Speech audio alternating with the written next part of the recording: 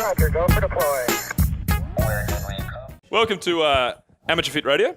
And It's a little Seg City. so we're recording, boys, so we may as well get straight back into it. I say straight back into it because this is, I think you guys are leading the way. I think this is third show for you guys, right? Yeah, It is. Third Adventure Radio It's show. the most. That's a record. It is the. It's a, Congratulations. Thank you very much. Thanks, Yeah. mate. Very good. Would you like to, Mazel tov. Thank you. Mazel tov. Fantastic. Mazel tov. Yeah, let's smash it, guys. Smash it. Let's start stomping on stuff. Good shovers. Good shovers. Good shovers. Good shovers. Good shovers. Good shovers. Five good shovers. Zach, would you like to make a speech about the award? Would you like to make a speech? I'd just like to take 2 moments to thank my partner, Daniel, for that, everything he's done. How do you mean partner? Yeah. 2018 terms or? Just long-time partner. In crime. Technically, fix it up a bit there. And, We've got a sexual crime. so you guys banged or what? We go a long way back. Yeah, we And I do. just- and I wouldn't have got here without him, and also my drive and my ability and everything that I brought to the conversation. Sweet. Cool. Dan? Welcome back, guys. Few words. Few words? Nah, got nothing quiet. to say. Absolutely nothing. Says it all. All right. So, what's been happening then, boys? Give us an update. What have you learned? What do you know? What's going on? Well, I think last time we were talking, we were trying to get into the Commonwealth Games, and both of us failed. Yes. So we'll get it out there straight away. Zach can tell his story, but I opened on like a 130 snatch, which was a PB. Yep. And I got that, and then I went to How much was it PB by? 2 It was a kilos. PB. No shit. Yeah, so I opened on that. Yeah. Because I needed great. like 135, 167 to get in. So I was like, look, if I can't clean jerk 172, there's no fucking way. So if I snatch 135, I'm in with a shot. So I opened on 130 PB, got it easy. Then I had to wait like 10 attempts for my second attempt. Missed it over the back. Third attempt, I was holding it in the bottom, and then my shoulder twinged and I fucked something. I tore something or whatever. Shoulder was rooted, couldn't do clean and jerks. That was the end of my day. Which was, there's a story of a lot of people. Another guy, Leo Lark, dislocated his elbow. There was a few bomb outs. Heaps of people lifted people who are going for the number one spot because there's no point getting second spot. Oh, no. So everyone's just going for it. Going To be fair, nuts. it is like, I don't know if it's like consolation, but it is the hardest year ever to make Commonwealth Games after they dropped the 2 per bodyweight division for home games. Yeah. In 2006, you could have 2 in every division if they were qualified, because that's For the what host happened nation. for the host nation, and that also happened. What a bummer. And like in 2014, if you hit a high qualifier relative to everyone else, they could send 2 people in a division. So it was like because they wanted to save money at the Commonwealth Games, they cut a lot of sports short by a couple of days. Well, it makes sense because you look at how the Olympics fucking waste money. So like they wanted to cut a little bit shorter, so they cut weightlifting short. I think it was by like 1 day. And people So there's decreased 50. only A sessions now. There's no B sessions. Really? Oh, yeah. So essentially, like if we weren't from Australia and we weren't like the host nation, we would not get 1 person per division. You'd have to be top 14 in the Commonwealth to go. So every time we're trying to get in the Commonwealth Games, it gets harder. Fuck, that's So next time we just next time go? we literally got to be ranked really high in the Commonwealth and need to be like medal chances to go. So rankings are based on what your non-competition unofficial lifts are? No. No, So competition lifts. Competition Has to be lifts. competition. And they have to be. I hear Catsy snatched 160. Snatched Yeah. 160. No, I did. What? That'd be Let's it. put him in the Olympics. I just want Tom to go back and have a Just think give him about the that gold fucking sentence. And that's That's the other familiar. thing. That's the other thing. You have to also do the comp in like a legit comp. You Yeah. can't go, I did this in like a comp in Kazakhstan Yeah. with like 5 people They're just watching. country and world. Yeah. It has to be Big like schnitzel. at an international event But that you that's need to do the weights. So Yeah. it gets fucking hard. And Zach, tell your story.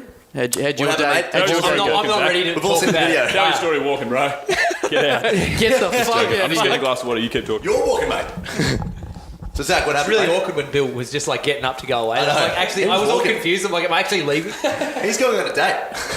Anyway. Tom, focus. Sorry. So yeah, basically, I did like a competition before the Ian Laurie Cup in Melbourne, and I did 148, 184, and missed 188. So it was like you know. What was Had the a really snatch? good One shit. what? 148. So it was like 148, a yeah. 2 kilo PB and Yeah. then like, I think a 3 kilo PB in the clean and jerk. So I was like, I was in good form. Yep. All I literally needed to do was turn up and do the same weights.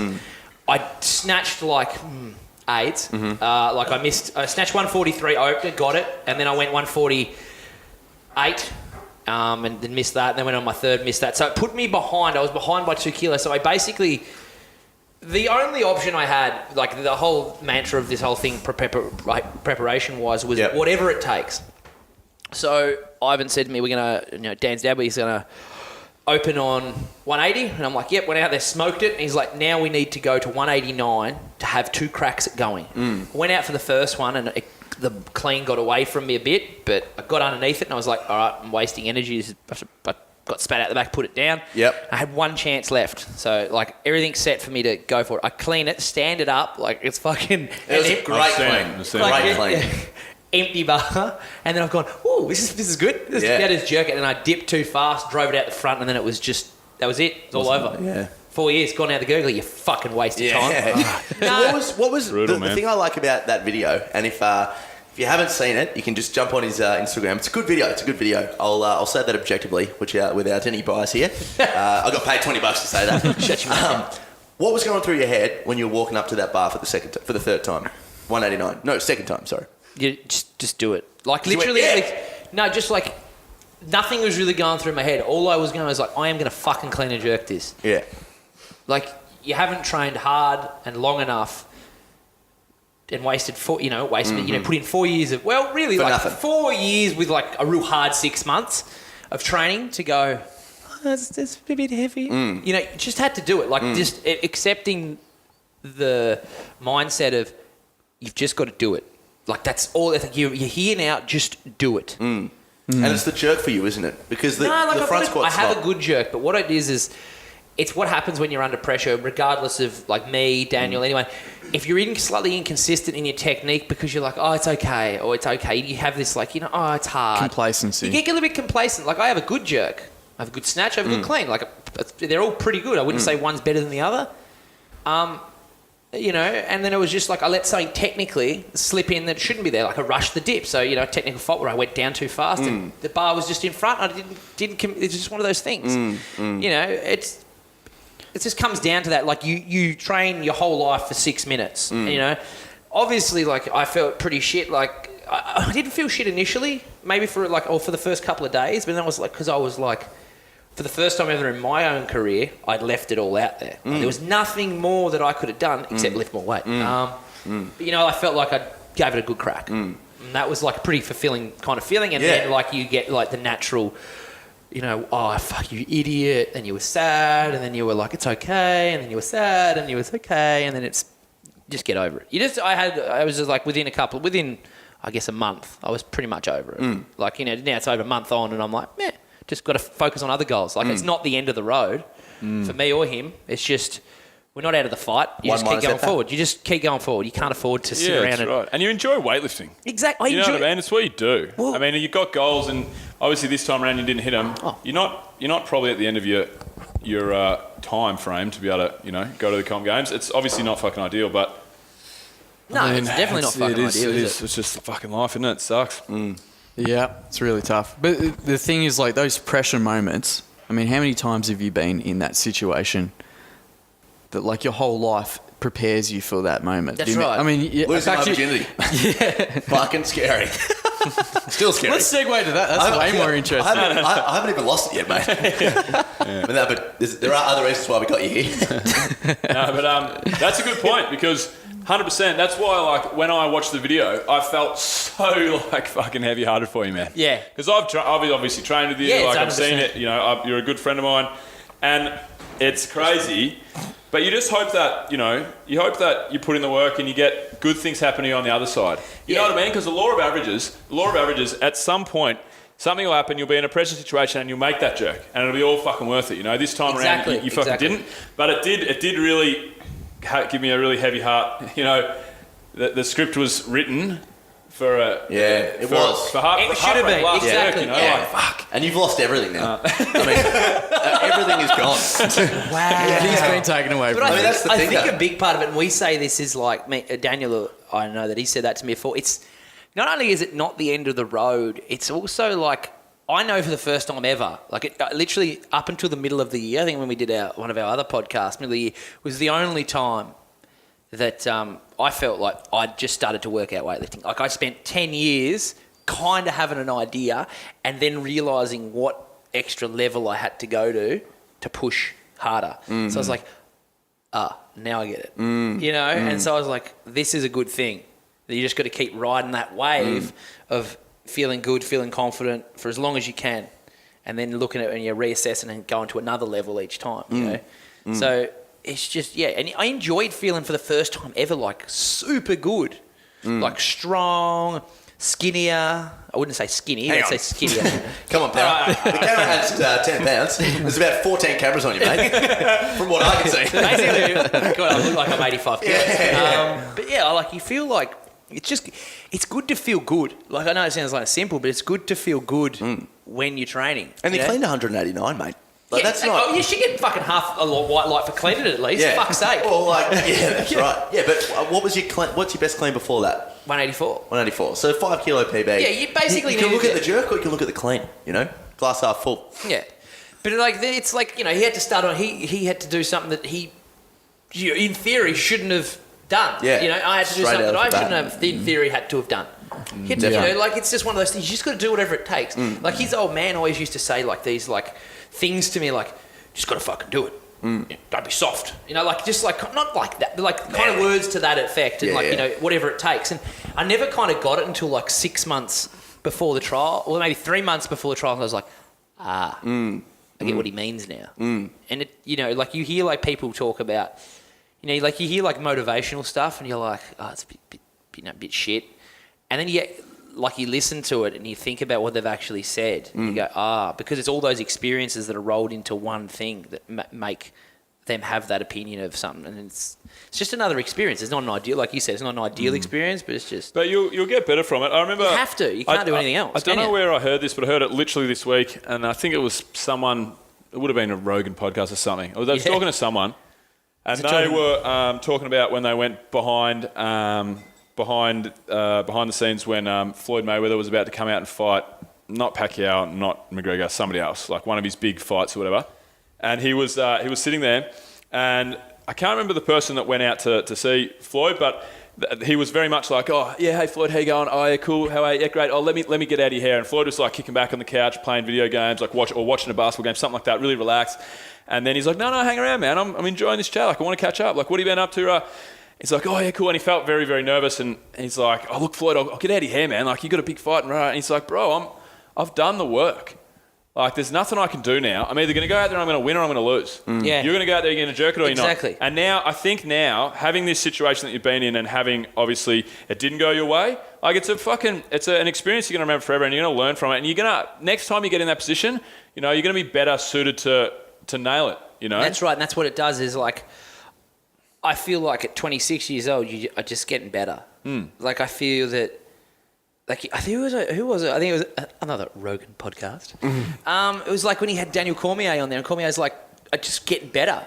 And it was Stipe. He's like talking about, he's like, I'm just getting better all the time. Yeah. And you're like, that's what I feel like. I feel like I'm getting better. I know you're getting better.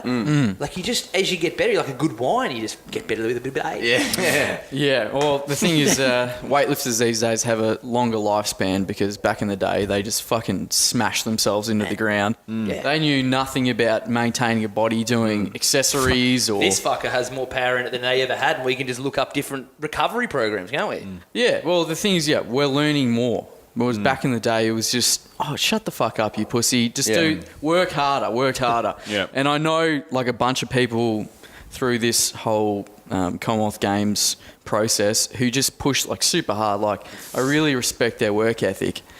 But working harder is not necessarily always going to get you there. You got to work smart. Smarter. Yeah, for sure. 100%. And a lot of the guys are just wasting energy and time, and it was detrimental to their performance. They work too hard. And that wasn't a problem for me because I'm a naturally lazy person. So I look for the easiest possible path. Yeah. Oh, man, least resistance. visualization is great. I visualize for all my training. You know what a barbell looks like. I do more visualization than training. I just Yeah. picture myself cleaning 489 Daniel trained 3 days a week and then just came out and was like, fuck it. Yeah. I just started 130. Yeah, well, that's true. When I saw the score, I was like, I saw it because I was like, I was after Daniel, so I wasn't too like involved with it. I rocked up and I looked at the scoreboard and I'm going, you fucking what? Yeah. And it's literally like 10 guys starting on the same weight. And I'm like, this could be interesting. Yeah. That's my mate. Yeah. And he came out and Suck him off. smoked it, and then everyone else is like dropping it. So how was your shoulder now? Fucked. Yeah. Probably have to Yeah, cut it I off. still can't like lift on it or anything No. like that. I'm just doing accessories and What was was your his- predominant hand? no, you the laughing at? weaker, Your right the weaker hand? arm. What are you laughing at? I know what you're kidding. No, Is it, do you write with it when you type in porn on the keyboard? We're all thinking about it. I just had to press X, and it just comes up. Rest in history. I press E. Recent I think when I go onto ESPN and I'm like with somebody that I know, like maybe a chick, I have to press ES really quickly because otherwise e-porner comes up. I always get Mate, talking super, about It's in porn. my favourites. I always get super nervous when someone goes, "I'm just going to use your computer real no, quick," and I yeah. go, "Shit, I hope I didn't leave any tabs open." I would never judge you. No, you wouldn't. I don't care about you using would my judge you, computer. Guy masturbates You're to the worst for plant. words. Man takes on horse. Man is horse. Matt's hot. Man is horse. Oh, shit. That's great. Oh shit! Yeah. So, So what's been going on with you, with Billy Boy? You had a sick trip in Iceland, and So much. Set the scene. Yeah, Iceland was good. Iceland was fuck. It was outrageous. Like it's Tommy can attest to this. Like it's pretty hard to not even get like emotional. It's that good. really, You know? Yeah, well, we had a chick. I've said this maybe on the podcast. I've said it to a bunch of people. We had a chick, so we did everything from Reykjavik for the first few days. Reykjavik was the base, and we went out to like the Golden Circle, and we went to the Blue Lagoon, and we went hunting the auroras and all that kind of stuff. And then we went out and did, so part of the ring road, so the ring road goes around the whole country. It's Yeah. a really great road. You can do the whole thing and, camp at all these different spots, check out all these places, whatever. But like from Reykjavik to Skaftafell National Park is like maybe like about a quarter of the ring road, quarter of the country. It's basically like doing the Great Ocean Road or Garden Route in South Africa. One of these famous part of it's like a really famous drive, And on this drive, every 30 minutes, there's just this fuck off, like top 50 in the world site, Yeah. Waterfall or plane wreck or glacier lagoon. And it's dumbfounding. Like you'll literally drive half an hour, you'll stop again and you're like, what the fuck is this? Yeah. Like what? And so one chick on our trip, she just got overcome by it. really? Yep. Her name was Rita, and we're doing so this particular trip, you go to Seljalandsfoss waterfall, which is like the number one ranked waterfall in Iceland on most places you look.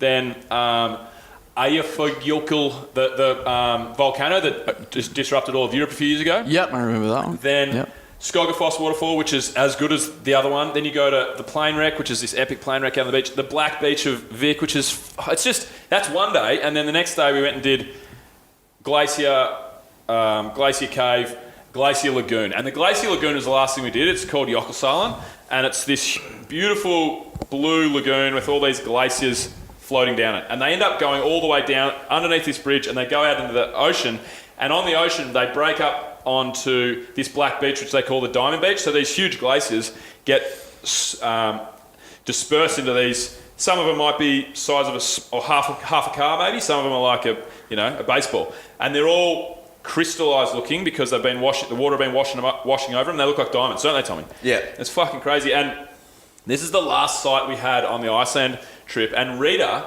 this chick, so she's the partner of Ange, who's been on 2 trips. He just booked his 3rd. He's a mad dog, Ange. They walked up the top of this lookout kind of viewpoint for the Glacier Lagoon, and Rita started just crying. Really? Just started crying because it's one of the times where it's pretty rare, I think, in life where you really can take in the beauty of nature like you were Get blown doing away, hey? in Iceland, Yeah. I did the prep days. So before the trip started, I drove the ring road and I was messaging Mac, I was messaging Tommy because these guys are coming over. Mac was actually already over. He was in Reykjavik doing the Reykjavik prep. And I was messaging the guys. I'm like, fucking hell, lads. I don't know what to say. I was walking on air. I did these 2 days of just prep, just checking out every destination, just walking around, making sure I knew, A to B and how to get to fucking this place. Saying hi to some couple of providers we had over there and stuff. And I was, it's fucking crazy, man. And it's all set, especially this time of year. It's all set to like a sunrise or sunset sky. Yeah. Because obviously, when you're in most parts of the world, the sun rises and falls, right? Like that's how it works. Because of the way that Iceland's positioned and the way that they have they'll have sun and the sun will just fucking stay up there, or they'll have 18 hours a day or whatever, or they'll have 6 hours a day. And what happens then is the sun rises. What's going on is obviously the globe's turning, but it stays basically in the same spot. So the sun rises a little bit, hangs around, and then goes back down.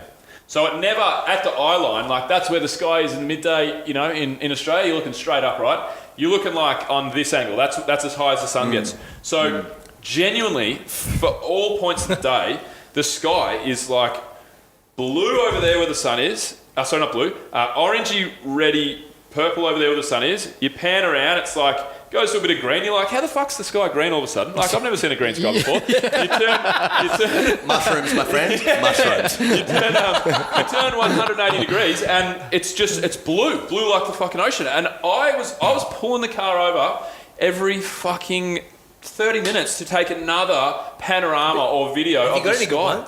Oh, mate. It's unreal. unfathomably fucking beautiful, man. It's crazy. Do you think because you saw Interstellar too, and it's filmed in Iceland, it kind of blew your mind? It's filmed on that glacier. Yeah. The glacier I was talking about, Skaftafell, yeah. And so is Game of Thrones. Yeah. Game of Thrones as well. Really? Yeah. Game of Thrones filmed in the same place. Yep. Yeah. I mean, Game of Thrones goes all around the world, but it's a famous glacier.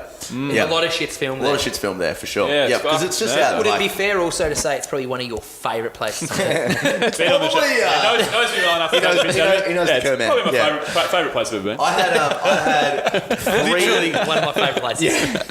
three moments for me. So Mac and I led the trip after Mac and Bill led the first trip. 3 moments for me were exactly like Bill's just described, where it was just pure presence, pure I will never ever feel like this ever again. And there was a plane crash, just pretty close to actually the glacier going. Oh, it's closer to the waterfall, but you walk. It's like 200 meters away from just this. They call it the Black Beach. Actually, there's another Black Beach, sorry, but this is pretty much a Black Beach. It's not the Black Beach.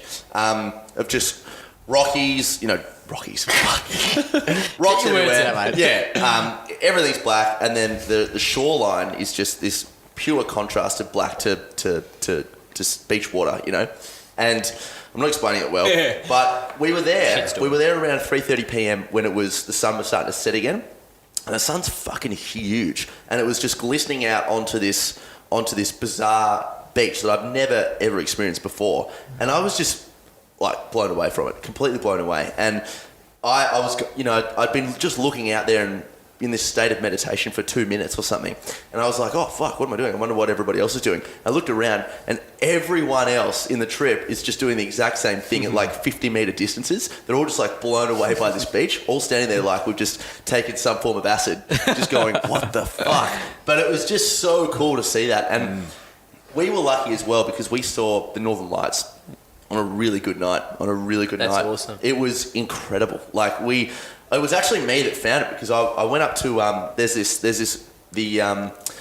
the political ideology of Iceland's very progressive, which is great. And there's this Viking statue on the top of this hill, really close to the Prime Minister's office, and someone for the gay rights thing had just drawn some lipstick on his mouth. So just a really good stand, and it's kind of a famous statue thing now. So I just went out there after a day and just stood around there looking up the sky, and I had this moment where I was just I wonder if this is really what I want to do for the rest of my life, which is a dumb thing, but I just had a self-doubting moment. It's what do I want to do with the Mind Mate? What do I want to do with the Venture Fit? Yada, yada, yada. And then I kind of subconsciously was I wonder, and I'm looking into this quite spiritually, but I was, I wonder if there's a sign I could grab, And I started looking at this bird, and this bird was like just flying, came out of the corner of my right eye, and it was like flying this way. I was like, oh, I wonder, I'll just go along with this. I'll keep watching the bird. And I started getting freaked out because I was standing on the top of a seat, and I was like, oh, fuck, like if I keep watching, I'm probably going to fall off, you know. But I was like, oh, I'll just keep watching anyway. Anyway, the bird flies directly into this huge 3D green band of light into the fucking night sky. And I'm like, what the fuck? It was this beautiful array of the Northern Lights. So I'm calling everyone, I'm like, Mac. And it's like, oh, what? I'm like, mate, stop wanking. Get outside right now. Mate, like, Start wanking again. Yeah, start wanking right now. Tell me how it is. So we all jump in the van. Story ruined. We drive out 20 minutes away. We drive out to this lake, which I think you guys went to as well. Yeah. We drove out to this lake. It's called kinda like Lake Adventure Fit. Lake Adventure Fit, yeah. Adventure Fit. Adventure Fit Lake. Adventure Fit Lake. Adventure Fit Lake. How much you pay? We're all standing there, like there's a bit of green bands in the sky. I'm like, guys, I'm telling you, I saw the Northern Lights. Because that's the one thing everybody wants to see in Iceland. You go to Iceland, you we see went Northern there Lights. in the middle of winter at fucking nothing. 6 hours of daylight and the coldest joint I've ever been. Yeah. For fun. We went to the Northern Lights. The Northern Lights, It was 100%. not fun. The whole trip's something. Really unpleasant. We're not going back. But we go there. There's a lot of cloud cover. You know, the guys kind of let down a bit. I'm like, guys, I'm telling you, like, the Northern Lights are coming out. Anyway, the clouds move very quickly, okay? So at one point, there's like Northern Light predictors you can get on your phone, like apps and things, and sometimes it'll be 100%, yep, you'll see the Northern Lights tonight. Other times it'll be like 0%, and that can change in the space of an hour. So you never know. Yeah. So we got out there after like 20 minutes. I'm like, fuck, there was blue night skies, you know, let's go and have a look at it. Cloud cover. I'm like, oh, you're kidding. Fucking But lie. the clouds start moving pretty fast, and they're moving away. And we all start to see like just a hint of like green in the sky, and it like darts. It's like Chris Cadman, who's a legend, he came on our trip. He said it was kind of like when you put a candle out and the smoke just like comes off like Yeah. It that's literally what- dances. It dances. It actually It dances. genuinely dances. That's Genuinely awesome. dances like this. Yeah. So we're starting to see it, but it's kind of like through the clouds. And we're like, oh fuck it. I hope this isn't the end of it. Anyway, we all start to see like this clear area in between like two blocks of clouds. As that starts to come, we're all standing below this like dwarfing green 3D band of light that is like nothing I've ever seen. It is pure magic. And then what we saw again like blew my fucking mind. It was this green thing, and we're all like, what is going on here? Everything's dancing. There's people all around us screaming. They're all going, oh my God, we've seen it, we've seen the Northern Lights. People freak out. And then it gets way better. So there are these purple bits that dodge and dance like this all through the Northern Lights. So you've got green, this beautiful green colour, like it's insane. And then these purple bits go, and we're all standing on it going like, we're never going to ever experience again what we are seeing right now. Yeah. And then Mac, like I'm standing on one side, all the guys are doing the trip on the other side, Mac's on this side. We both kind of just had this moment where we looked at each other, we were like that. And then Mac goes, all right guys, we're all going to lie down on the ground, fucking cold as shit. Lie down on the ground and we're all just going to meditate. And I'm like, yeah, man. So we all just lie down on the ground and we're just taking in the most beautiful thing I'll ever see in the world. Like, So you I'll never forget closed it. your eyes and meditated. Close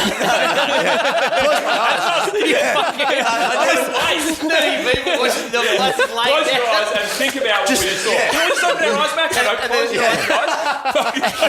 Open your eyes. Mac is going through like a breathing sequence.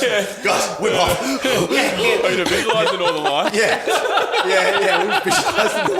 It's fucking got this image of 30 people. I'm like, what the that fuck would you sounds close sick, your though. eyes? Yeah, That sounds- but it was literally, we just were, no one said a word for 20 minutes, and Yeah. it was just the best thing I'll probably ever experience. And I love my girlfriend. But no, it was, Not as much as not much. but I would go and, I mean, because it's expensive there, they import everything, 'cause it's a tiny little ice country. But I would live there for another year, just losing tons of money to see what I saw again. Just 20 minutes. Tons of money. Oh man, it Gotta was have it first. fucking good. Yeah. So bit of a plug, but we are going back there at the end of this year. So if you want to come back and experience what I saw, then sub me off. Well, you just sold You me. know That that- sounds amazing. I don't Yes. know, like you probably don't get up and at like early as fuck anymore and see the sunrise. definitely don't, Yeah. no. So, all right, like you said, late spring. But you get up and no, you don't either. No, I don't watch the But you know what I mean? Like, cracking you remember moon. when you, did you ever? Like, I've been getting up like on nice summer's mornings for maybe the last like 20 minutes. No. I get up and I just look up for like maybe 3-4 minutes. I look up and I'm like, how fucking good does that look? Like, yeah. I think it's really important because a lot of people just get out there, I'm going to fucking get to work, put my navigator on, start the car. I just walk out of there like 2 minutes earlier. Before I get in the car, I just look up for a couple of minutes. Yeah. It's like, It's very how important good to do is that. And I look up and I always like wind down the windows and turn the radio off like 5-10 minutes before I get to work. And just like let it all in, and then you're looking up at the sky, trying not to hit cars, but you know what I mean? Yeah. But it's just real. It fucking blows my mind. important to look up. Like, did you see that photo I put up on Instagram yesterday of the one of me on the building site I was building, working at? I was busy all day yesterday. I didn't get on Yeah, the so ground I too watched much these photos. I rocked up to this job site, and it's like on the beach in Sandringham, like 50 metres from the beach. Like, there's Beach Road, here's the house, and there's the beach over here. And I got there, so at like 6:45, and I just looked at this job site, and I'm like, this is a fucking massive job. And then I looked out, and I'm watching the sun, and I'm like, be fucked. Like, that is unreal. And like, you forget how pretty Melbourne is, you know, just having a look for a second. So if that blows my mind, probably shouldn't go to Iceland. But it's important. It is definitely important to feel like you don't have to escape to a place to appreciate those sorts of things. Yeah, That's true. Like yeah. I feel like a lot of people, and this is not a negative thing at all, but a lot of people came on our trip and were saying, and we had a debrief at the end of the trip, and we were all saying, you know, Iceland was really good for me because it really confirmed a lot of things in my head, and you know, I did this on a whim. Like what Matty Marshall was one of the quietest dudes on the trip. It's a legend of a guy who was like, you know, he's a Kentuckian, so he was like, you know, I wasn't even supposed to go on this, you know, but like I did, and it was the best thing ever. And I'm like, this is awesome, but it's also very Matthew important. McConaughey, you said, did you come on the trip? Yeah. Right. I think we should probably take insurance out. Right. All right. Best thing about high school chicks, they're all underage. But it is good to. I mean, even in Victoria, there's so much shit that I swear, like a lot of Victorians haven't Australia. seen. Well, Tell you what. in our backyard. I reckon when I so I had mushies the other day for the first time, like it was probably like 3 or 4 months ago now, and the first thing that I noticed was I walked on. My mate Sarah was like, "Oh, you the first thing you'll notice is everything gets to be very vivid." I'm like, "Yeah, cool, no worries." Totally. And then I dumped a bunch, and I was like, I was just going to do them in my room and chill out or whatever, because I didn't have a spot or anything. I'm like, fuck this, I'm going down the beach. And the first thing that I noticed was the contrast between looking out in the bay and seeing jet black night sky, but it looked really like the darkest blue, deepest blue you could ever see. It was really cool. Like, I'm like, yeah, cool, this is great. And then I was like, wow, it looks sick. And I was looking over, and then like the light of the city, which is like light pollution really, but I was looking across, and it just had this mad contrast of like the light over here and everything in between, and then the darkness of out into the bay. And then obviously everything was super vivid for me. I started like tripping, you know, pretty hard. I was watching the waves crash down, watching the trees dance and move, and I kept remembering the sky. I kept walking along, and for multiple different points, I was listening to I listened to Pink Floyd. The Wall was the first before I listened to the full album. Yeah, that's what you do. Yeah. Middle of the night, headphones in. I'm just walking the beach, listening to Pink Floyd, tripping balls. Tripping by Tenacious D. And I kept going I kept looking around. Just as I'm walking backwards, I'm turning around, I'm walking forwards. I'm just looking at the sky around me, and I'm like, this is fucking sick. It looked like an oil painting. But anyway, so this experience was really, really vivid, really cool, whatever. I genuinely reckon I stepped back out of that, and I remember so many occasions now where, like what you said, I've stopped to smell the roses. Yeah. Like I'll look up at the sky now, and just walking. I remember in London the other day, and I was just walking down the street, and I looked up, and it was just like this off pink kind of. It was blue, but it had these. It was just middle of the day. Like the cloud just had this kind of. The sky was hitting. It was just like this tinge of really nice colour, and I stood there, and I was just like, "Fuck me." And I feel like. I don't know, I feel like having this mushy experience where everything was so vivid reminded me that, hey, it's not always this vivid, but don't forget about fucking all the nature and the beauty around you. Because I really feel like I'm stopping to smell the roses a lot more since then. It's really, and Iceland as well, like, just... That's super interesting, because I was listening to a Rogan podcast when he had Paul Stamets on. Did you listen to that one? Yeah, I listened to that one. And he was talking about how magic mushrooms cured his terrible stutter. Yeah. And he reckons his theory is that it actually rewired the neurons in his brain, and he's got a lot of research that hasn't been proven or whatever, but he reckons that it has a lot of effects on your neurons in your brain, rewires things, changes the way you see things forever. Yeah. It does. So It do you totally feel does. like any other change, like permanent changes? Or? No, I don't. But I only had one experience on mushrooms. I've been reading Tools of Titans, Tim Ferriss's book, and just got to this one with Jim Fadiman, who wrote the Psychedelic Explorer's Guide. Yeah. And he actually, Tim Ferriss put in one of the pages his prescription on what he kind of went through. So he's had a lot of trouble with anxiety and stuff, and I'm going all right. I had a bit of a rough kind of couple of weeks recently with some stuff, whatever. But I'm not really. I'm by and large good. But I want to start going down at, really looking into a bunch of different psychedelics for that reason. But no, I just had a really, really, really nice experience. I had, took away a lot of things, little bits and pieces, and then felt like I was walking on air for like the weeks afterwards, That's sick. Felt really, really good. So I'm not going to say I had a earth-shattering change of the way I look at things, but I feel like for like the honeymoon period straight afterwards, I felt like I was just happier, I was more relaxed, more easygoing, more content. Yeah. You know what I mean? Like I didn't have to be killing it at work. I didn't have to be like, nothing was stressing me out. I just, because Syrah, when he gave them to me, I was like, right, man, I want to start experimenting with mushrooms, blah, blah, blah. He goes, he said have one cap, which is 0.3 of a gram, so it's fuck all. He microdoses though, doesn't he? He microdoses, but he also macrodoses. But Yeah. he was giving me a microdose. He gave me 3 caps. He's like, have one, that'll be a microdose. You get it, dip your toes in, see how you feel, and then have the other 2 like next weekend. That'll give you a bit of a hallucination. You'll start to triple it a little bit and get that whole experience of mushrooms. I had one, and I'm like, I wasn't really feeling it, and so I was like, fuck it, and I just dumped the other 2. I thought I'll be right, So Still the other two. I looked it up, like, what's a reasonable amount for your first experience, and it was like 1 gram's fine, and that's what I was taking, But I knew I'd get visions, I'd start a proper experience. But the reason I was so inquisitive with Syrah, I didn't mention that. So I was very inquisitive with Syrah about the whole thing, and I wanted to maybe just have a little microdose because I was like, how will I feel afterwards? Because for me, and I've spoken to you about it a million times, I've spoken to you guys about it for sure, I don't take any sort of party drugs or illicit substances really anymore because the after effects aren't worth it for me. Yeah. You want the hangover kind of thing. No, that's right. And The scattered feeling in my brain. I don't value the fucking amazing time I'm going to have on MDMA with my mates. I don't value that enough as the week that I feel shit. Yeah. So I wanted to ask. So I wanted to know with Syrah. I'm like, what do I feel like? I'm like, it was a Friday night. I said, what do I feel like the next day, like Saturday and Sunday? Like, what will I feel like? And he goes, bro, relax. He goes, you're going to feel like your brain's had a massage. Yeah? And I was like, yeah, for real. And he's like, bro, just wait and see. So It's a massage. yeah, so I was sounds like nice. It 6 does. 6 hours down the beach by myself, listening to music, just fucking loving life.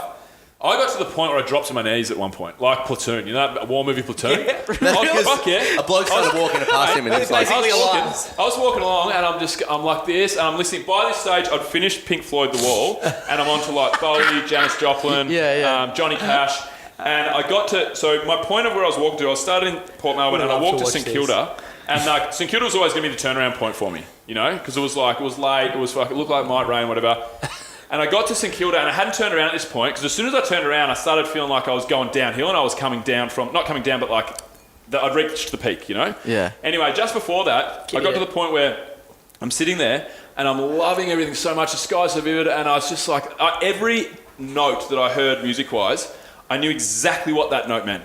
Every word they said, I'm like, I feel that emotion. It was fucking sick. And I literally got to a point where I was dancing like this. I'm fucking just in ecstasy. And I fucking was like, and I just dropped to my knees. And I was looking at the sky just like this, going, this is fucking great. yeah.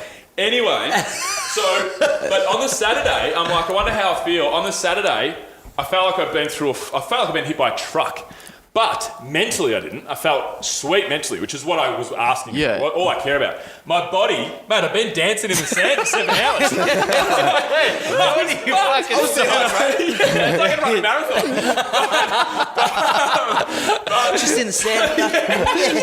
Yeah, I was at a beach rave basically. But the Sunday I felt really fucking good. But I wasn't really around anyone. And I went to work on Monday because Syrah had a dabble on Saturday or Sunday himself. And he messaged me Monday. He goes, how do you feel, man? Because I was here in the Commons working, talking to people, around people. Back to reality. How do you feel, man? And I said to him, mate, I feel like I'm fucking walking on air. I feel fucking amazing. Yeah. And it felt really amazing for a long period afterwards. So yeah, I'm really excited I just can't get them at the moment. I've got some DMT coming, I think. I wanted to get some Ibogaine, but I don't know where the fuck you can get that. But I've been trying to get my hands on mushrooms for months. Every real heavy drug dude that I know, or tripper people that I know, I can't get any. My mate Alex reckons he can get me some maybe in Ringwood, but the dude's just super inconsistent because it's not mushroom season, so you can't. And people don't. Yeah. There's a place in Perth. It's that they wagon go season. picking them. What's that? There's a place in Perth. I mean, I just like you know you can go picking them and Yeah, I stuff. know you like can pick them, but you can't pick them now because it's not the season. Yeah, Yeah, but like they're they on were the saying, stead. I remember listening to a thing on like it was like on ABC. We're talking about like in Perth, like in the season, like people flock to Perth. Oh, they do. Like they just go from all around Australia and rock up in this one particular town, and Yeah. the town create a thing, and the police just fucking Yeah. rock up. See you later. And they just, it's like this massive cat and mouse thing because these people are like only getting a few, so they're not going to be. This only for their own use. And the cops are like hammering people, but they're like trying to work out ways to whip the cops because the cops have got like a high visibility presence, not necessarily like a undercover kind of wiretapping thing, and they're just like hammering people, but they're like people are like running away from them with their fucking buckets full of mushrooms going, you can't take my mushrooms. So mushrooms are illegal. Yeah. Yeah. Isn't it strange that you can go to a park, pick a fucking Yeah. flower, Yeah. and then get arrested? Yeah. Are Yeah. you fucking That's kidding me? that's exactly but you can what I was gonna smoke cancerous tar. Yeah. And pay Bro. for it. And drink yourself to death. Yeah, exactly. Yeah. What the fuck is with that? That's Government, so bro. fucking cool. Yeah, it's crazy, Oh. Well, they're talking about in America changing it to a Category 2 drug because it has so many beneficial medicinal Yeah. qualities. Do So you know- hopefully that happens soon. Yeah. Because that sounds amazing. Yeah, and it's like really there's good. so many studies showing that it helps people with post-traumatic stress. Does. and- Totally, like- fear of death, anxiety of the fear of death is really big. Massively. With, Yep. Really helped me with mine. With mushrooms. Yep. Oh, Cured you- my oh, fear so of you've death. done it as well? I've Oil, done it like CBD. 20 You do times. CBD Really? oil? Yeah, I love them. Yeah. Did you have Hang similar on, can't experience talk to... First experience, I... Do you want to just have a chat? First, shut up, fuckers. I was just joking. First experience I ever had on mushrooms, I experienced pretty much the exact same thing Bill had. I remember my mate and I were walking around. It was a really dark, shitty day. Just raining all the time. Was tripping not the most I've ever tripped, but like tripping a fair bit. And I looked out at this. I just fucked the word up. I know. And, I always pull him up when he fucks his words. He looks straight at me. I'm like, just keep going. Yeah, I know. I'll let him go. But then when I keep going, he brings me up on it. Did you So it's spell like, your I name was wrong? chicken, and I go like this, and he goes, just keep going. I'm like, anyway, so you fucking got it wrong. I'm like, oh. Anyway, Learn I the looked words, out mate. this hill that was, just a standard hill, but it was the most green hill I'd ever seen. Yeah. And then we went for a walk. I'd see flowers everywhere, purple flowers like I'd never seen before. I was like, wow, I feel like mushrooms with that sort of level of dosage allows you to just cut all the external stimulus and just see life in a much more present way. And so you can really see nature. Like, I mean, even when we're looking at people and talking right now, we're still taking in external cues and we're still taking in things, But like, if I had that ability to cut out all of that external So it stimulus, hones you in on things a bit more. I feel like it does. I feel like it does, yeah. I feel like Makes it you does. appreciate things. It does. You know what I mean? Because everything in the world has things you can appreciate about it. But we're so fucking preoccupied, like Tommy was saying, we're so preoccupied with all this other bullshit that we're surrounded by. Yeah. A perfect example is when I was walking with my headphones in, so wasn't middle of winter, but it was fucking cold. It was like midnight nearly, and I had the jacket on, whatever, headphones in, and there was very rarely a song that I didn't want to listen to, but sometimes I'd replay one where I was taking my phone out of my pocket every now and again. And also, I was tripping so hard, I was looking at the cloud cover because I'm like, am I going to get rained on? Because if I do, I'm fucked. I'm like miles away from home. Looking at my phone every now and again. And I'd open up Spotify sometimes, I'd open up the weather app, and I'd get, this is a strange segue, but I'd get advertisement coming up in my face. Like advertisements on the weather app, advertisements on Spotify, whatever. And I'd look at my phone, and it would make me fucking angry.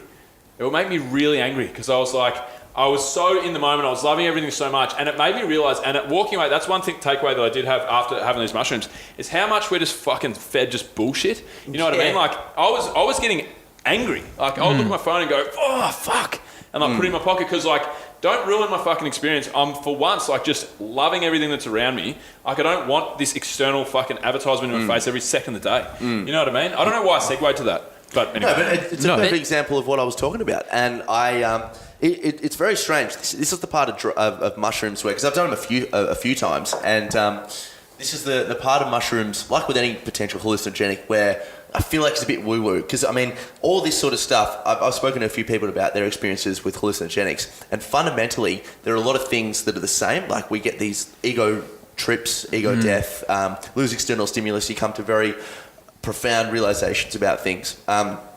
They've definitely molded me into the person I am, for better or for worse. But you come to these really weird conclusions. Like, I remember that same experience. I was we were walking into a primary school, and I just had like this what the fuck moment. That's right. And then I felt like I'd figured out the whole world, figured out exactly why, literally the same as what you said when you're like, I figured out every word to every song meant. Figured out art, it felt like. Yeah, because I felt the beauty of the world looked like an oil painting, and I understood the music. I'm like, I get it all. I just get it. It was really so weird, strange, yeah. but I was the same thing. Crazy. And I was just going to say, he said art. I was thinking about the Sistine Chapel by Michelangelo. I was like, oh, I totally understand that now, because when you take all that out, you feel like you're in the painting. You feel like you're in this oil painting, or like you're in this, like, I don't know.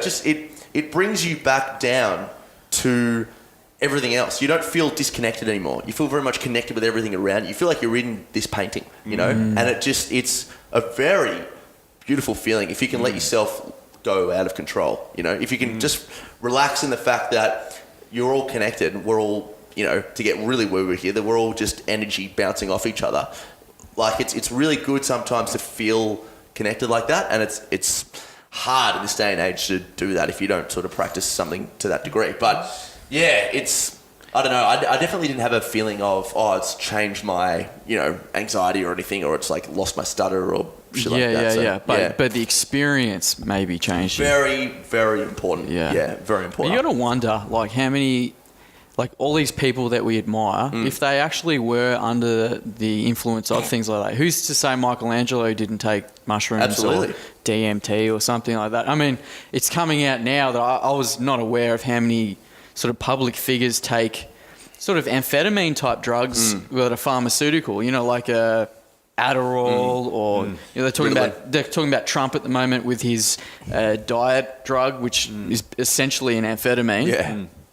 Keeps him high as a kite, so he just burns off all this energy. And how many of these people that we admire are actually under the influence of something? Yeah, well, so much of art and science, like the two most creative things that we've been able to achieve, like basically art in general and science in general, have come, like, so many discoveries and great works or whatever have been under the influence of psychedelic drugs. Like, Steve Jobs was a huge proponent. Like, some of his biggest breakthroughs were on psychedelics. Acid. Yeah, Really? Acid. Yeah, Steve He Jobs used to take huge a lot of acid. psychedelics. Yep. Wow. One of the biggest hippies of all time, Yep. Steve Jobs. He also, like, there's a bunch of examples, and I always bring up one because it's the one that comes to mind first. But the dude who discovered the double helix in the DNA, basically cracked the code of our DNA, how our DNA works. He discovered the double helix when he was on LSD, I believe. I believe it was LSD. He was Highly on potent hallucinogenic. He was under hallucinogenic. You know, so he was tripping out, and he pieced it all together. Yeah. Because they've done all these studies where creativity levels. So basically, like, okay, so if you go, we're dead sober now, and we have a problem, right? And we put us four and, you know, 46 other people in a room, so there's 50 of us.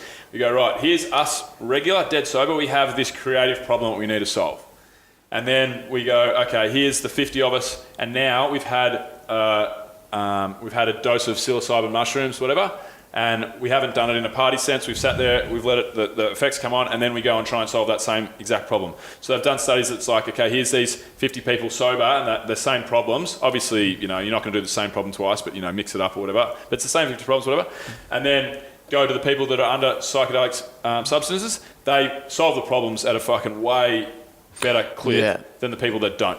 Yeah. And that's why the microdosing thing's so big in Silicon Valley and stuff, because it releases your subconscious, I suppose, a little bit. I think it also makes you less inhibited. Yeah. Because there was another study that came out, and they had like a bunch of, they got like a bunch of different groups of like 4 people, and they put them in a room, and they gave them like paddle pop sticks and tape, and said, build the strongest, highest tower you can. And the person, like the group that got the highest tower and the strongest, were this bunch of children. And one of the reasons they think is that there wasn't the same sort of hierarchy. Like, they all like chimed in, offered ideas, whereas in adults, I suppose, like, you get a group of 4, you'll have the most dominant and aggressive. will sort of take over the group, start telling everyone what to do, and they might not be the most brilliant. They're just the most aggressive, and they all of a sudden dictate what everyone does. So the children would just had no inhibition, and maybe that's what these drugs do as well. Are more flexible. Ideas aren't set in stone. Yeah. You know, like we have a lot of preconceived ideas of how a building should be built. Yeah, that's You know right. what I mean? Yeah. And They're discovery for the first time. Yeah, and that's cool, but not when you're building it with fucking paddle pop sticks and sticky tape. Yeah, You know? exactly. Like, we don't know how to, you know. So the kids were like, they don't. And yeah, I look. Obviously, man, you didn't do the study, but I know what you're referencing. I reckon, definitely. I reckon a bunch of different things all related to like just being more creative. You know how you talk about like people being like influential. You said influential people, and about like illicit and like Trump being on diet drugs. Did you ever see or heard of the book? Like it's called War Doctor. No. I think that's what it's called. I think it's about Hitler's physician. Oh. Yeah. No, anyway. So like I knew a little bit about this beforehand, and basically like so when Hitler took power in 1934, he got a doctor like from like a man in like the Prime Minister of Australia has a doctor that sees to him and so on, has his own private physician. So he had this private physician, and Hitler had like the guy's a fuckwit. So he had a whole heap of other issues. So they were kind of like drugging him up, and as the inner party of the Nazi Party got more and more predominant, they wanted to kind of keep the physician feeding him stuff. And this is when the biggest pharmaceutical companies in Germany were starting to give stuff to German soldiers, vitamins, which a lot of them, especially like in the SS and stuff like that on the Eastern Front later in the war, they were fucking jamming them through like real high strength amphetamines because these guys were fighting for like 4 or 5 days in a row, and they were just like off their chops. So they were jamming it into Hitler flat out through the whole course of the war. And as it got to a certain point, it became harder and harder and harder. And towards the fall of Berlin, they were sending like a group of like Hitler's personal SS bodyguard to different pharmacies throughout Berlin while he's in the bunker, and the Russians are coming to get these pharmaceutical, like these amphetamines. Yeah. And it's like, fuck. Think of all of the dudes in history that obviously did good things, like. Yeah. But then you think of all the dickheads that just. But that's a different also- substance, though. That's a Yeah, I different know. It's a massively different That's substance, like- but it's just kind of leading back to like you think about Drugs Trump's dictating on behaviour. that when in a culture now where we have a little bit more of an idea of what prescription drugs can do here. Yeah. Go back into the 30s and 40s, 50s, 60s when we didn't really have an idea, and it was kind of like It played down a little bit more. explains historical events where you go, well, that's an irrational decision. Yeah. And why did this happen? And Yeah. why did he do that? And why was he so erratic and aggressive and all that sort of stuff? And a lot of those things can be traced back to things that you were like unaware of. You just attribute it to their personality, and you go, there's like a really good episode of Black Mirror, which I'll just stand by and say how good it is to anyone, because it's like the whole premise of Black Mirror are these episodes that reflect a blissed dystopian future of where we could be going to based on the current trends of society. And there's an episode where, similar to this, these soldiers are running around trying to do this job, or this military sort of this job, and they're wearing these glasses that inhibit their ability to see reality. And so whenever they see people, they see them as like zombies, and they get all frightened. They want to fucking kill them all and all this sort of stuff. But really, that's just the government controlling their ability to actually see for who they really are. And the whole show kind of goes, there's a lot of ethical considerations with this, but the show kind of goes, one soldier takes the glasses off from memory and sees who he's actually killing, which are just scared families and stuff. And then you look at one when you go, oh, this is terrible. But then the government has this ultimatum theory where it's like, well, these people, it's like a social cleanse, These people aren't contributing to society, and we need to get through them and stuff. So it's better if the soldiers just don't know what they're doing and get through it. And your story just made me think of that, where it's kind of like these SS Nazis were doing terrible, terrible things, but how much were they being influenced? How much was it really them? It's probably slightly different because it's an amphetamine. It's like, it just makes them more aggressive. Yeah. I think everyone in war was on amphetamines, though. Like, wasn't Winston Churchill famous for blasting coke? Yeah, he was famous basically. for something. Yeah, Wasn't everyone. It was snuff or whatever it is. It was that fucking... But all I think, look, I don't know at all. I don't know fuck all No, about this topic. you're spot on, actually, because I was reading the other day that back in World War One, a lot of people were sending sort of like packages to people, to their soldiers on the front, like family members, and they're sending them heroin, cocaine, all these. Vietnam War. Yeah, they're sending them lots of drugs because they're living in fucking hell. Yeah, they are. And it's the only way they can cope with it. Yeah. Yep, definitely. And it just goes to show, like, I mean, how many people that are just in our society are doing drugs all the time. It's like, what sort of hell are they living in? You know, like, why do The people... difference between, like we said, like you kind of went before, they're like, and I think you went, is like, there's a difference between like pharmaceutical drugs and hallucinogenic drugs. Like, take for instance the easiness to get antidepressants and Ritalin. So I've got attention deficit disorder, and I'm prescribed attention deficit disorder medication, and that does actually help me. That generally affects me.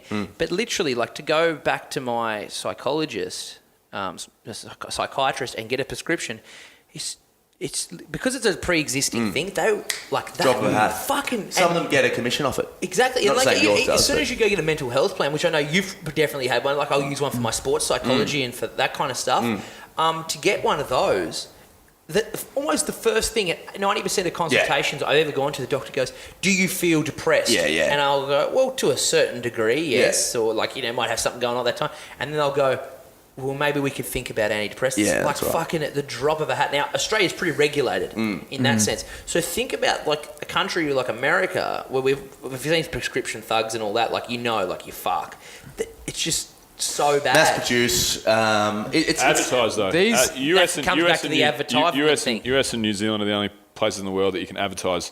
New Zealand. New Zealand, and advertise like your Ritalins and your fucking all A that lot shit. of, a lot of these pharmaceutical drugs, it's like the upside down world of like the magic mushroom. It you is. know? Yes. It's like It's it's like exact the upside down world. dark, empty side of drugs. Yeah. brings you You know? in, lessens your creativity, lessens your Yeah, connection it with does. people. It does. That's why like all the people that the only way that psychedelics are going to come into the mainstream is when medicinally they're accepted as these are fucking crazy beneficial drugs, Yeah, and yeah. nearly every one of them for a certain procedure, a certain treatment is better than anything that we can prescribe from a fucking pharmaceutical drug. So it'll slowly start to make its way into some sort of, whether it's you're able to get prescribed or whether it's actually in the mainstream and you can buy them, you can take them, whatever. They're not Schedule 1. But you look at like all the major fucking like civilizations in history, pretty much have a fucking history of taking That's right. these substances, and most of the major civilizations that we remember in history, they thrived. That's why we remember them. That's why we talk about them, like the Romans, the fucking Aztecs, the Egyptians. the Egyptians, the Incans, Chinese. The Mayans were huge on it. yeah. Chinese Imagine if loved it. these are two things that I reckon would change the world for the fucking better in so many ways. And me and Tommy were talking about one of them in the car on the way down here. So I had a this is a whole other topic, but I had a journalist chick staying with me for a few weeks, and I asked her, and we won't go right into this, maybe we can, whatever, but I asked her what she thinks if the news was flipped upside down and it was 80% good, 20% bad. I think the world would be a fucking 100% better place. Absolutely. And the other thing is, if instead of these fucked up drugs that kill social interaction, kill your thoughts of the beauty of nature, kill the wonder and bring you closer to people, what if it was the other way around and all the drugs that were fucking banned, class 1 drugs, are all these bullshit drugs, and all the drugs that were able to be prescribed was magic mushrooms, ayahuasca, DMT, all these mind expanding drugs. Imagine if we just took the world, and you're talking about that upside down fucking world theory, imagine we took those two concepts and flipped them on their head. Imagine how fucking happy and better and positive the fucking world would be. Do you think- Surely, right? I think a really Absolutely. interesting point to note with this as well is how much easier objectively a human society's become. Like, everything's much more abundant now. We don't have to hunt and gather. We don't have to do all this. And I think a lot of the rise with these sorts of upside down world prescription drugs is because people are constantly craving things that make their life easier. That's Like, I mean, 100%. my last ever experience on mushrooms was the best thing that ever happened to me, but it was hell. It was the worst thing I've ever experienced. I was sent to hell and back a million times. Like, fucking sucked. Yeah. I've written about it in my book. Yes, I'm fine, just tired. If you want to actually, anyway. But it was the worst thing ever. But it was so important. But like all these drugs, like MD, like antidepressants, all these things, they just give you this pleasure rising, like, oh, fuck, God, all that shit that I was worrying about's all good now. I'm happy. This is great. Life's good. And then you go, oh, no, like the medication's off. Like, oh, we've got to take more, you know. This is good. Oh, cocaine, that's right. Fuck, why was I worrying about her? I can just bang all these chicks. Like, it's so, like, people forget sometimes that, like, hard shit in your life is important and you have to go through that. Why do people buy self-help books? Well, that's exactly Because right. they're looking Quick fix, mate. That's what everyone searches for something in their life. Like they're always, some people are like, where do you think you're going? Hey, let's talk about Dan Hardy's back. Right now that fuckwit's gone. I hate Dan. Shut up. Yeah. Talking. But you know, you like everyone's looking for something in their life. Like everyone's like, you know, when someone brings, that's why I like Jocko. Yeah. Self-help, like his self-help stuff. One, because it's appropriate for the market, you know, and for professionals. But it's kind of like, don't be fucking soft. Get out and have a go, you know, and implement to that kind of people. But even to a certain degree, like, you know, look at the Tony Robbins shit. I know that all has value, but people get into it and they go to fucking this seminar. It might be held at the Crown or this seminar over here because they're looking for something to go, fix me. I don't want to do it. I don't want to go into what I want to do. They want to focus on themselves because, you know, this comes all the way back to like my own personal experience with having fucked up with heaps of shit and like fucked up with weightlifting, fucked up with, you know, just heaps of shit. Go on for days about it. But if you don't have that, you can't go, Now I've learned from it. yeah. You know, but if you keep fucking up too, you're dumb. Well, it's the definition of insanity, isn't it? If you don't learn from your mistakes. But you know, you But you need those mistakes. You know, obviously you two are like pro. So would you say happiness is earned then? Yes, 100%. You got to work for everything in life. No fucking so over go. But you know, you two are like pro, like illicit drugs. So am I. Like my parents smoked for fucking years, still do. It doesn't bother me at all. But like, I kind of get the position of people like.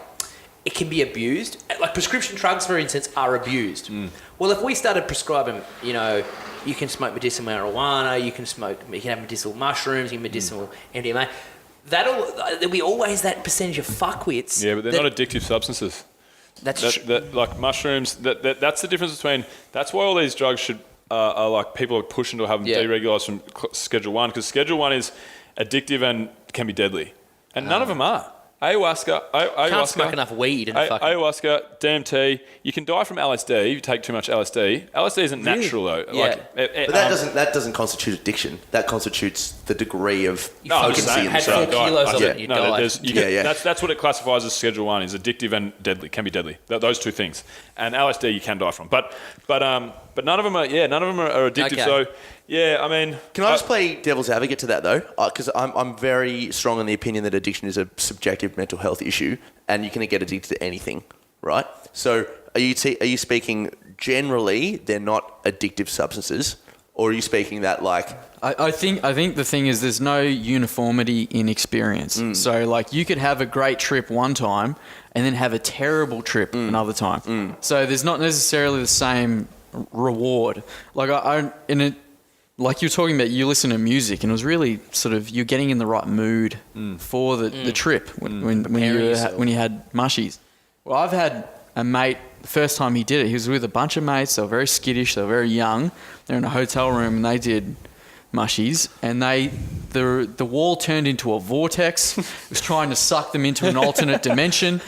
You know, like you could have a very different trip depending on who you're with, set and setting. It's how you primed yourself for the experience. Yep.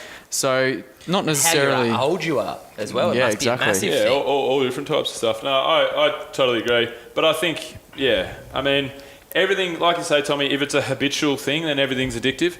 But I mean, like, there's substances, like heroin, for example, that, like, the properties of heroin are addictive. Like cigarettes. And the properties of these substances are not. That's the point. Of course. That's the point. Of course. Yeah. Objectively speaking, they're not addictive. Yeah. Yeah. Definitely. Anyways. Yeah, we've had a big old chat about drugs. Yeah. I met a bloke yesterday on site, at a building site I was telling you about, building site I was on. Is this a joke? No, he fucking was Bloke walks in addicted a to building ice. He was addicted to ice. He came off it like 2 years ago. He was a carpenter, played like a real footy culture kind of boy, like a younger Bill Kerr.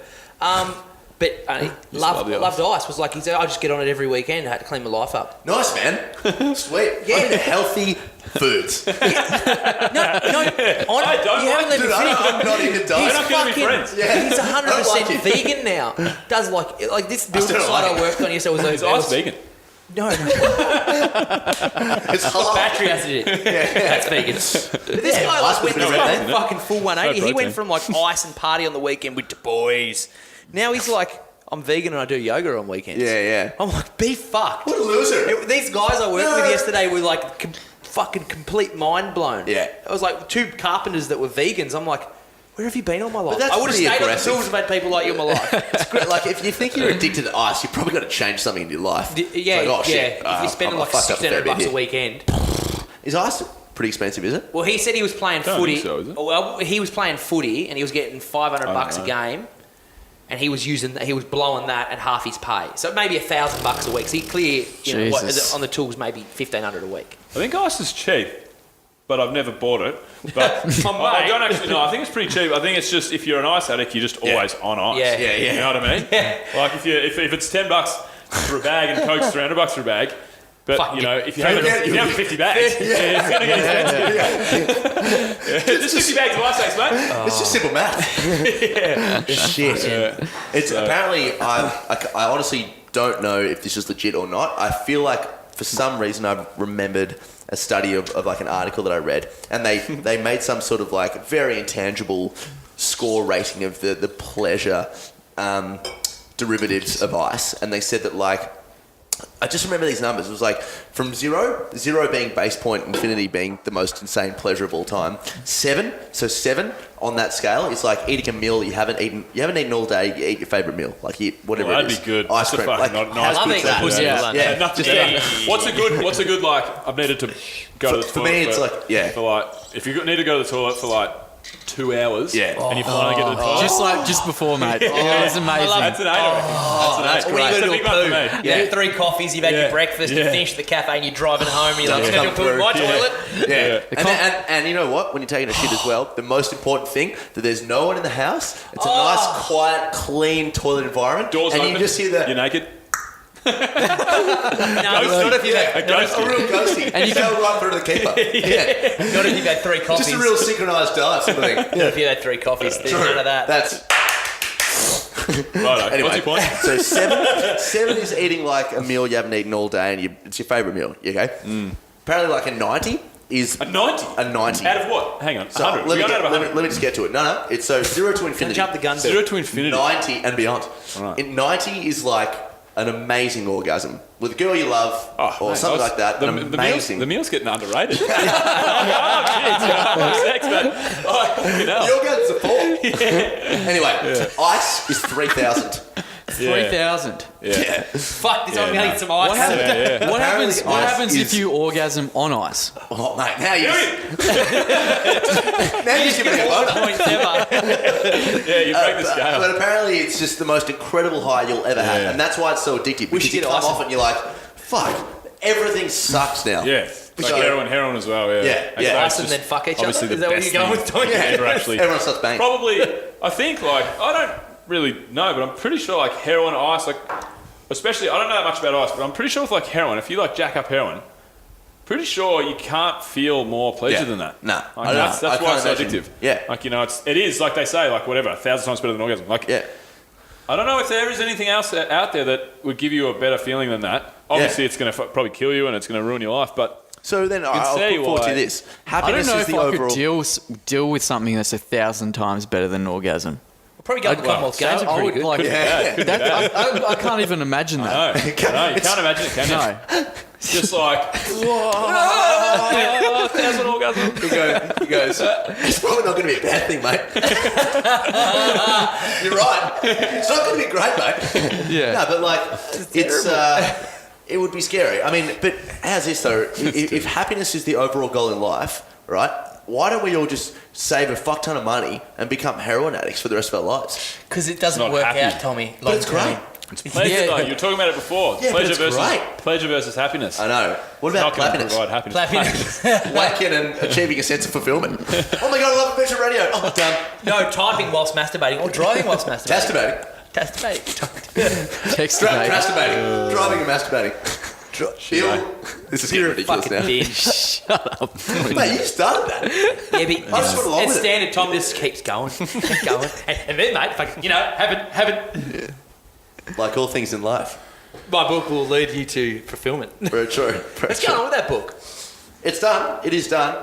Do you know what? It's funny you asked that. I had a very good chat with Tony Doherty this morning, and we were talking about how important it is to, have your own side of, your business into things. Like you guys got the Richmond Weightlifting Club, Adventure Fit, and the Mind Mate. It's awkward. Yeah. Well, you don't. He does. Yep. Sorry. No, he does. Got each other. That's all. Okay, that you got matters. each other. Anyway, it's good to have your own spin on the thing that you're starting up, because it's important that the business to some degree reflects your values, because that's your point of difference. Why would I go to see Richmond Weightlifting Club? Oh, it's because I like the way Zach goes about his training. I like how he's good. It's like there's a different spin on things, right?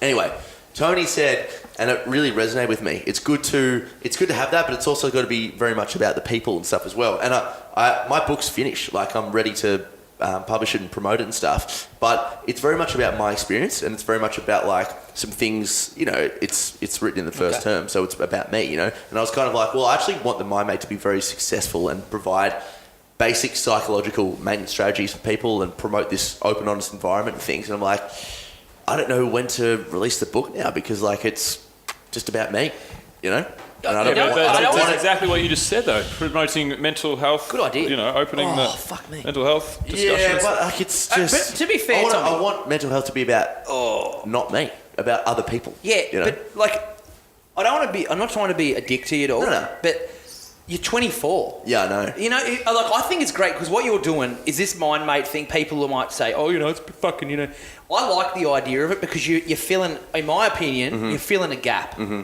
There's a gap. There's like fucking antidepressants and psychiatrists. You're like in the middle, and you're just going, this is my experience, take it or leave it. Yeah. I'm not a professional, blah, blah, blah. You say that.